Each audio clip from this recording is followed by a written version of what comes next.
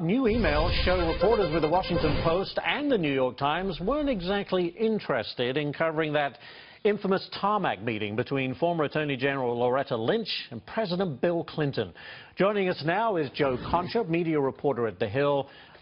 This is interesting because when this story broke, Joe, it showed in parts, at least some of the emails that were released, that both the Washington Post and the Times were essentially trying to push this story aside, bury it, if you like. Yes, one New York Times reporter said, and I quote, he was being pressed into service, and he's going to only write it. He didn't want to do it. Right, exactly. That's a story like that, with an attorney general who is investigating the spouse of a former president. Big story. That's a huge story, and they didn't. It wasn't on anybody's schedule. This was only discovered because a local reporter found out that they were meeting. Right. Then afterwards, when it is discovered that the meeting happened, they were talking about golf and grandkids, which, you know, obviously no one buys.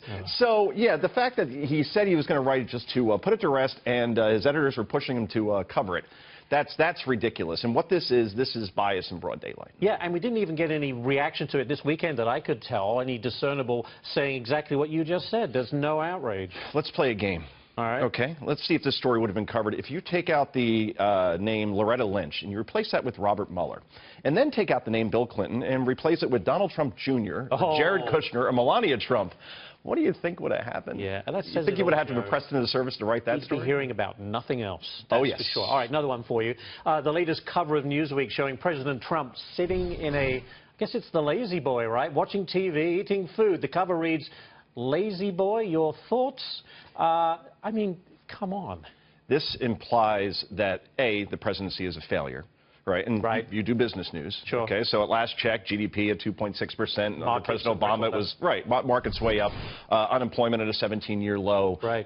And even if you look at ISIS, that caliphate is being diminished and destroyed. You could point to a lot of different things that the president has accomplished, particularly from an economic perspective. So that's one thing. But this is also bias in broad daylight as well. This is a lazy cover to talk about the president's work ethic, right? You want to criticize him on health care. You want to criticize him on not moving fast enough on tax reform. That's all fair game. When you start going after the president's work ethic, we saw during the campaign, this guy works. You could go after him on a lot of things, but his work ethic is not one of them. Is remarkable, and he's done a lot. He's you know, and he's supposed to be on vacation now. He'll be the first to tell you, really, I'm having meetings, I'm taking calls. The White House is a dump. We're getting it fixed up. Right.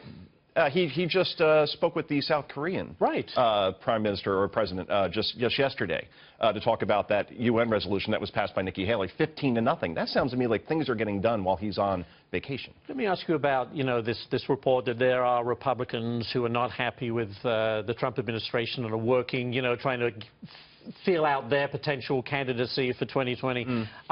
My sense is, while these lawmakers are back at home talking to their constituents, they're the ones that are getting the heat, not Donald Trump, because they're the ones who are not working with the administration and not doing what it takes to get health care done, tax reform, deregulation, you name it. Yeah, Trump says he wants to move on all of these things. Yes. If health care, at least a skinny version, was passed, he said he was ready to sign it. So I think most folks, and you see this during these rallies in West Virginia and Ohio, the crowds are still just overwhelming. So I think the base is still with him, and they understand that this is a Congress problem, not so much a Trump problem. But the president still ultimately does bear the responsibility of being the leader of the party and the person that should be united. Yeah, I just spent a week in Florida. My God, I got an earful from a lot of people, all Trump supporters, saying, you know, keep flying the flag, don't give up. He's fighting his own party, he's fighting everyone in Washington, D.C., and they're behind him 100%. You get out of the elitist bubble of the Beltway and those other elitist strongholds around this country, and you just go into Middle America or wherever you want to go.